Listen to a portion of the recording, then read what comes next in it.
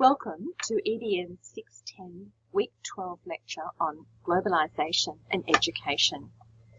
My name is Deborah Henderson. I'm an Associate Professor in the School of Teacher Education and Leadership and the Faculty of Education at QUT.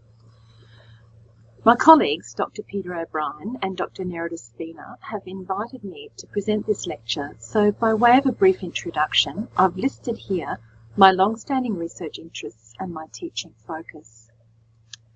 Well, globalisation is widely researched and of course it's debated and contested. Similarly, what constitutes factors influencing productive or quality education in globalisation is also contested.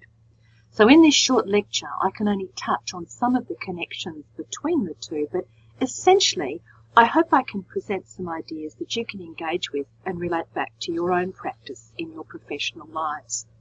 Peter and Nerida tell me that you are working from diverse sections. Some of you are from health, others education in schools or TAFE colleges or higher education, and some of you are located in industry and commerce. So here's my plan. First, I'll start with some brief definitions and theories of globalisation, and I'll make some links to its dominant political philosophy, namely neoliberalism. Second, I'll examine how this plays out in schooling and then in higher education. Third, I'll pick up on some of the work that I've done with my colleagues over a period of 4 years in an unusual and highly successful program we ran with groups of QUT students in a study program in Malaysia that we planned with our Malaysian colleagues. We were particularly keen to develop a productive transnational collaboration.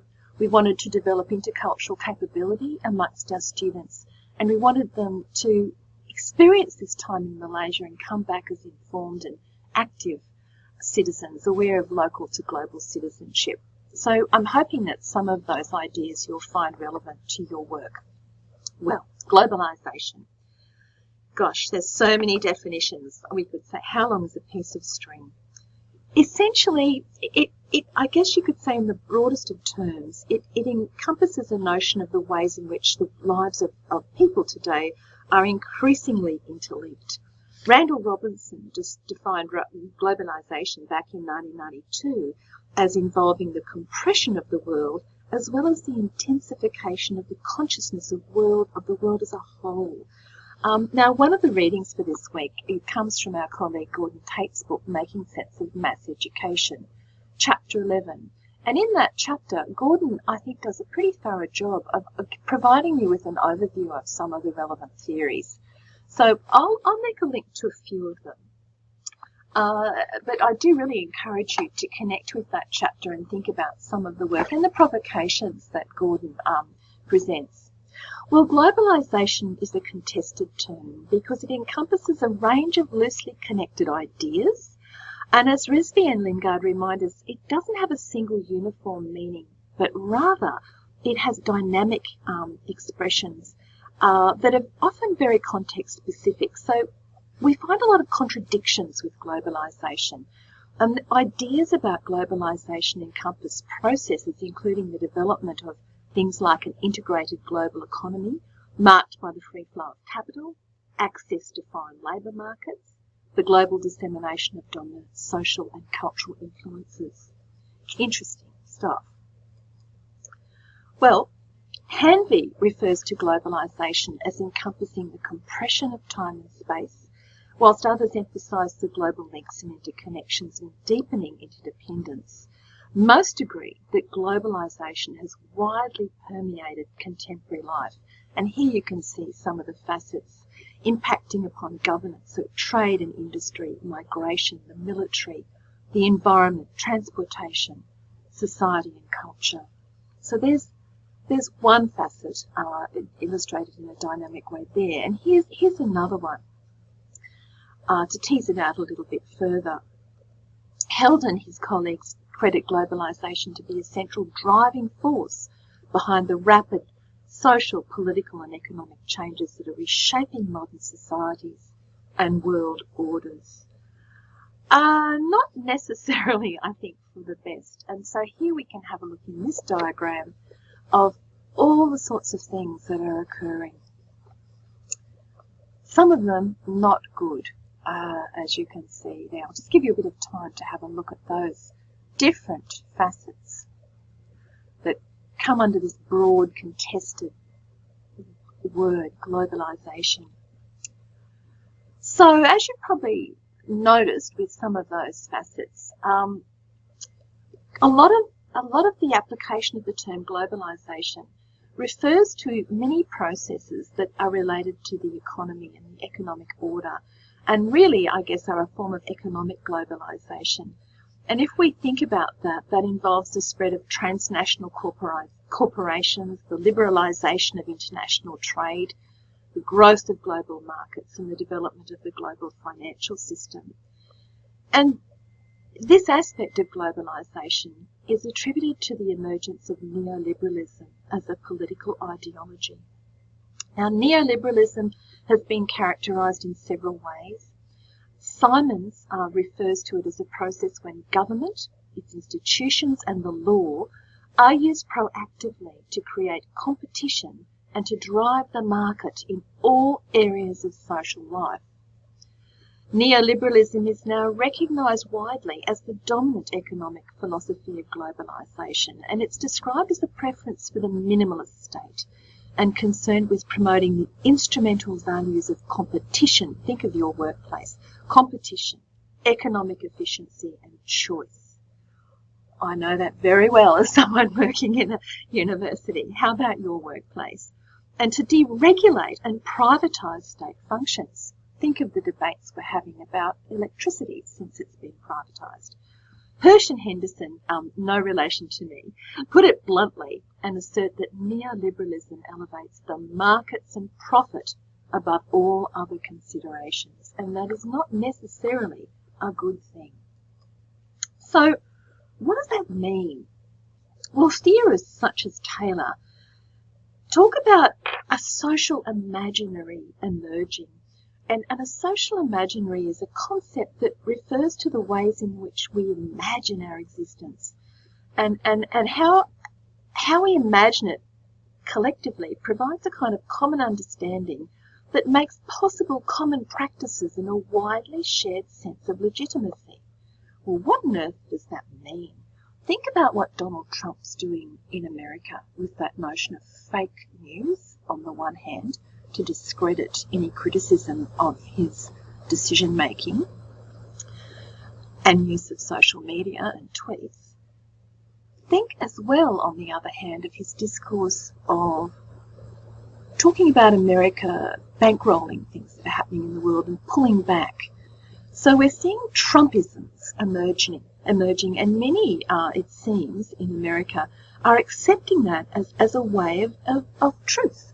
So, you know, we might say that under Donald Trump in America, there's a particular social imaginary developing and being adopted by some section of, not all of course, of the population of the USA. So the social imaginary is a kind of evolving set of fluid perspectives. And Apparadjai reminds us that it enables individuals and communities to imagine and engage with possibilities that globalisation provides. But neoliberalism provokes a particular form of collective social imaginary, and here's the scary bit, as Risby reminds us, on which human behaviour is based on economic self-interest in a competitive environment. And that is a worry. So if that's what the dominant impact of globalisation in terms of its philosophy of neoliberalism, and if this kind of social imaginary is emerging that focuses on a competitive environment that we sort of accept and conform to, what is that doing to us as people? And here a German cartoonist has kind of problematized that with reference to people broadly, I guess, described as third world. In other words, countries who have not necessarily benefited from the liberalisation of trade. And of course, you know, the poor workers, the outsourced workers in countries who receive a pittance for their work, who work in long hours in appalling conditions we wouldn't accept in a country like Australia. And so to what degree are they trapped in that social imaginary? And there's that kind of, I like that cartoonist's approach to kind of having the globe as a kind of an inverted prism. Scary stuff, I think. Well, how does that impact on us in education? Well, in terms of education and policy discourses, several scholars have talked about the growth of international and transnational organisations, such as the OECD, such as the European Union, such as UNESCO, in influencing education policy level at national systems and within education policy making in particular nations. And they refer to these kind of policyscapes or ideascapes where flows of particular policy discourses about what matters in education, what must count in education in neoliberal times circulate. And a classic example of that is the Program for International Student Assessment, or PISA, that I'm sure you've all heard of. That assessment of students at the end of the compulsory years of schooling in only 3 subject areas: literacy, science and maths. And that the development of those league tables of performativity about how well particular countries are doing in the PISA tables. And of course, education ministers in different countries sigh and groan and moan and say, oh goodness, we've got to perform better in PISA testing. And so is that pushing a particular focus on a particular form of literacy and numeracy and understanding science at the expense of other ways of learning? So, you know, and we see that in the kind of My School stuff on websites, and in Australia it manifests itself as well in the debates about NAPLAN testing. So, you know, that notion of education, money in, money out, measuring a nation's potential by looking in narrowly at test results is a big worry for us in education. And I guess the theorists remind us of the productivity agenda that's driving education policy is very much determined by that broader context of the globalisation of the economy. Interestingly, we see it manifest in the way national governments want to control schooling and control the curriculum. And some have theorised that indeed that's what's happened to us in Australia with the development of our national curriculum once the Rudd government was elected at the end of 2007. And so, you know, that notion of a national curriculum in Australia is particularly interesting given that we're a federation and under our constitution, the authority or the statutory authority for making curriculum matters rests with the states and territories. So interesting times. Okay, well, that's just a glimpse at schooling policy. How does it play out in higher education? Well, the fluid and challenging conditions prompted by globalisation and the internationalisation of education in neoliberal times provides a very interesting context for universities to operate in. It's quite unstable. And so on the one hand, as Marginson reminds us, we have a lot of conflicting aims and challenges. So we've got less public funding. So universities are required to be entrepreneurial and to find other sources of income. And of those revenue sources, of course, we're seeing in many countries, and especially Australia, Canada, the US and the UK, the enrolment of fee-paying international students. Again, education is seen as this commodity. So universities are also expected to contribute to national productivity and to deliver on socially responsible graduates, you know, capable of working in and contributing to the global marketplace. So we're supposed to do that. As well, we've got to market ourselves as attractive learning sites to local and to international students, whilst also meeting those performity league tables where higher education institutions are ranked, such as the Global University Network for universities. So there's ranking tables for universities as well. Finally, there's the more traditional knowledge-related mission of universities to function as sites of learning so that students can develop intellectually and develop their new capabilities as a result of the knowledge they've learned. So, lots of things happening in the university context in globalised times too. Lots of kind of contradictory pressures. Well, as our academics determined to make education count in a very positive way, a group of us were very inspired by other theorists who write about a transformational perspective that we can work from to challenge some of the more negative aspects of neoliberalism in higher education. So Tilke, for example, refers to the greater inclusion and acceptance of other cultures and so on in societies, despite seeing the emergence of marginalisation. Derlich talks about the transformational interpretation of globalisation as offering possibilities as well as offering fragmentation, and how we can work about this in a positive way. So this was relevant to us when we thought about, well, how can we do something in the sense of contribute to the university's mission to internationalise what we offer, but how can we also make things positive for our students? And in particular, how can we pick up on government funding for to encourage universities to send students overseas as part of their degrees? In the current climate, international student mobility programs where groups of students from, say, Australian universities go and study abroad are considered to be a really effective way of internationalising higher education and integrating those learning goals back to their studies here in Australia, as well as to respond to the kind of push for globalisation. Gu, writing in a context of Chinese students who study abroad in Australia, in America, in the US and the UK, talk about the personal and professional benefits that students gain, such as mutual understanding and a respect for difference. Similarly, in Australia and in the United Kingdom, there's literature that talks about the positive aspects of students who travel in outbound mobility programs, even short ones like the ones that we ran. And Knight reminds us that internationalisation involves integrating intercultural or global dimensions into the purpose and function of what we do with our students. And that's really what we wanted to do. So what we decided to do was we applied for government funding. We were successful, and each year we had to reapply for funding, but we were successful each year. And we ran a program for 4 years, from 2013 to 2016, where our students were given the opportunity to apply, to be selected for a 2-week, highly structured, intensive immersion program in an institution, a teacher training institution in Kuala Lumpur in Malaysia. Excuse me. Now, we didn't use outside providers to organise this. We planned it ourselves, and we built on a previous program. We collaborated with some wonderful colleagues in Malaysia.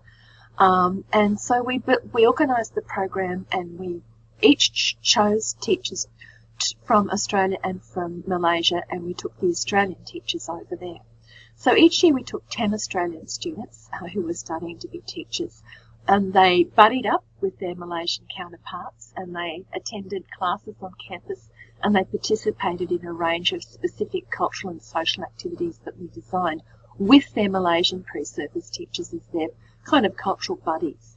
And it was very, very successful for a range of reasons. Now, one of the readings I've set for you this week is an extract from The Learning Curve, which is a supplement of a Malaysian newspaper. And in the second year of the program, they were so intrigued by what we were doing that they interviewed our students and the Malaysian students and did a special supplement on it. And I've got that there for you to read. And in that supplement, they interview, as I said, our students. And our students, by the way, have given permission for their names and their photographs, as well as our Malaysian colleagues and teachers in Malaysia have given us permission to share these photos with you from The Learning Curve. As well as there's interviews with myself and my colleague Donna Tangen. Donna and I travelled each year to Malaysia to be with our students, as well as the then leader of the Malaysian Institute who oversaw the program from his end in the Institute. IPGKIK is the abbreviation for it. So I'd love you to read that, because we wanted to, across that program, embed intercultural competence. And in global times, intercultural competence matters. It's that capacity to effectively engage and interact in a variety of intercultural contexts. Knowledge and awareness of where, so it's feelings and thoughts as well as the capacity to behave and to communicate. So it kind of cuts across different dimensions of learning. And there's an enormous amount of research to show that intercultural competencies really are so incredibly important in the workplace today in terms of dealing with complex environments, that as we become increasingly diverse, as the global flows of culture interact more and more through the internet, new media, global corporations, increasingly we're working with peoples of other cultures and lifestyles, and we need to be able to communicate effectively and not judge others by our own cultural predispositions. So that capacity to effectively and appropriately interact with others who are different from us, culturally different from us, is really critical. So we put a lot of work on preparing our students to understand different cultural theories, different models of culture in the pre-departure briefings and workshops we ran with our students each year before we took them to Malaysia. We also wanted to give them opportunities to think about citizenship. Citizenship also, like globalisation, like neoliberalism and so on, promotes debate and contestation. Traditionally, if we go back to more contemporary, as in the 1950s definitions, it's viewed as linked to membership of the nation state and entailing rights and responsibilities. What we're seeing now is a more flexible view of citizenship because people are more mobile.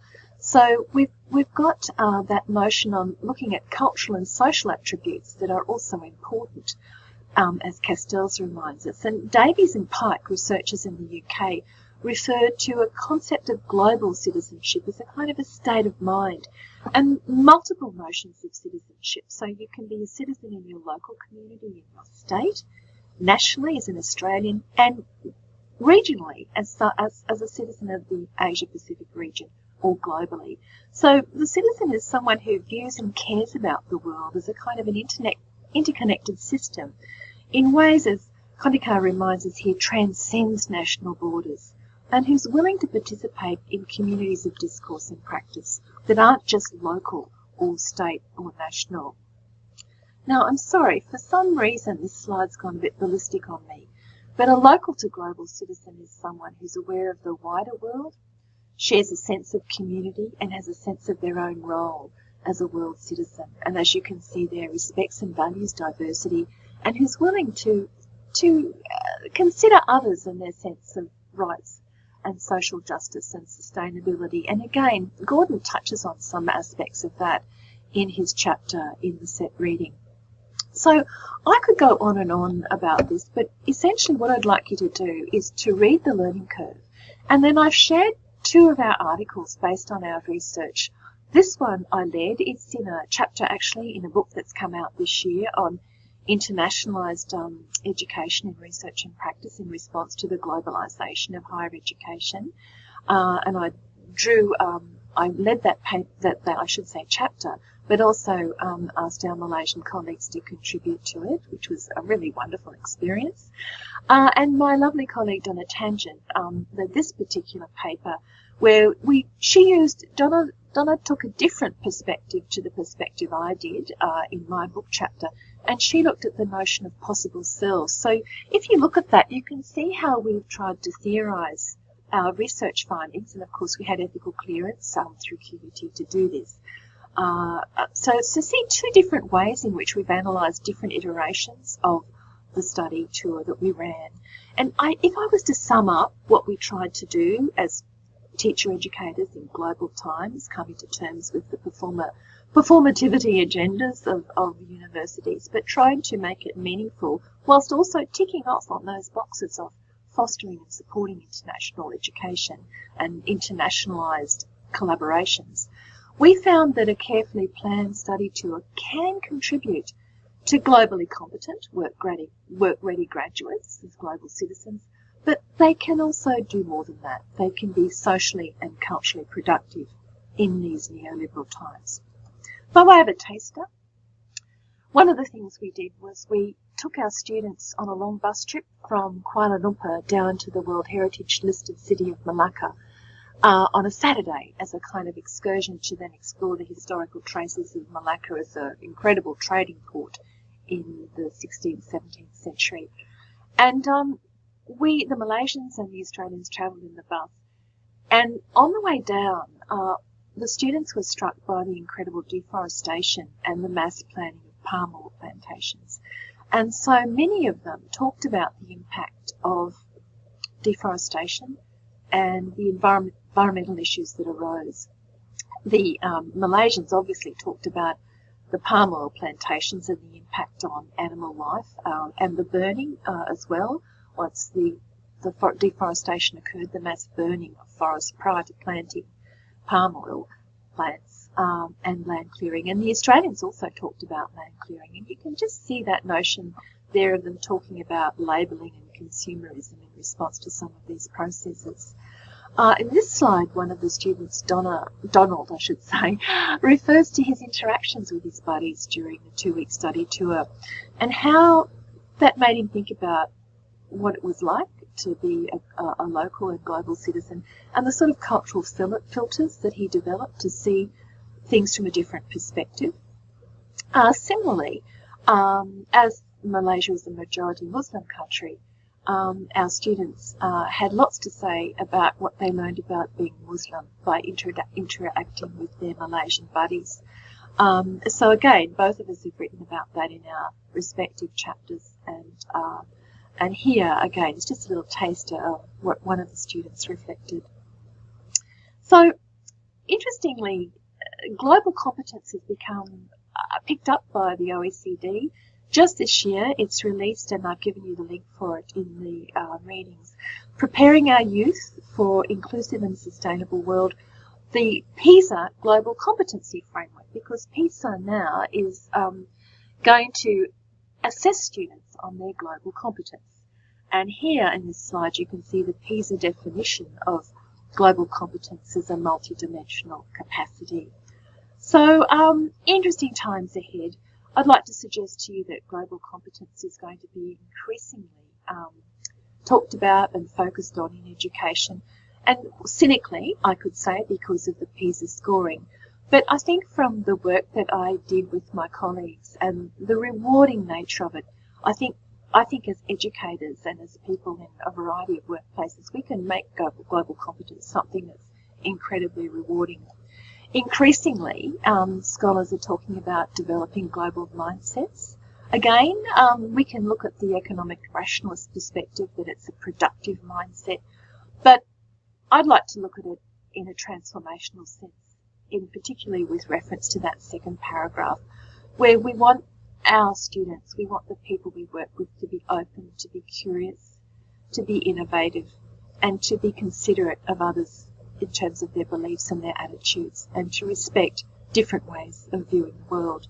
And that quotation from Diamond and Diamond's colleagues comes from research in the United Kingdom in relation to work done in the European Union. Okay, well, think about your workplace. How can you pick up on some of the positive opportunities that globalisation presents us? What can we do as educators working in different contexts to make it work in meaningful ways? How can we work against the grain of neoliberalism and its kind of negative performativity agenda and turn it around to do something positive? So I've suggested some readings for you, and I hope that you'll also take time to really deeply reflect upon your own working life and your own practices. Thank you so much.